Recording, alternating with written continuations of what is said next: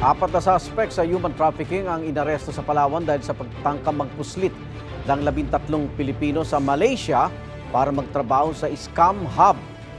Kaugnay naman sa nangyaring pag-atake ng Israel sa Qatar, nakipag-ugnay ang Department of Migrant Workers sa mga Pilipino roon para matiyak ang kanilang kaligtasan.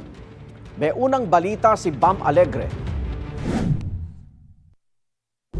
Nakabalik na mula Qatar si Secretary Hans Leo Kakdak ng Department of Migrant Workers matapos ang pulong sa Qatari Labor Ministry. Habang papunta ang flight niya noon sa Qatar, nangyari ang pag-atake ng Israel sa Doha. Pasasalamat na ligtas ang Philippine Embassy at Migrant Workers Office personnel at property. Maraming salamat kay Ambassador Boy Melicor kasi medyo malapit-lapit.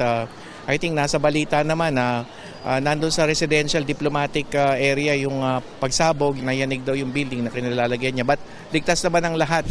Nakipag-usap din si Secretary Kakdak sa Filipino community para tiyakin na may mga safety protocol para sa 230,000 OFW na naghahanap buhay roon. Sa bilateral labor talks sa pamahalaan ng Qatar, kabilang sa mga reformang pinag-usapan ang pagtaas ng minimum wage ng mga Pilipino sa $500 mula sa $400.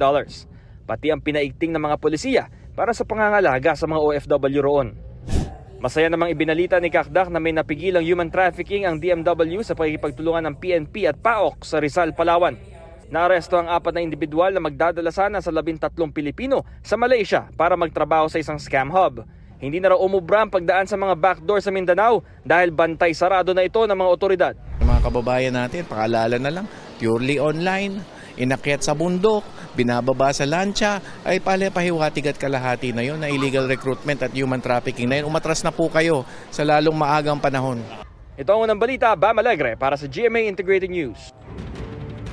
Igan, mauna ka sa mga balita, mag-subscribe na sa GMA Integrated News sa YouTube para sa iba't ibang ulat sa ating bansa.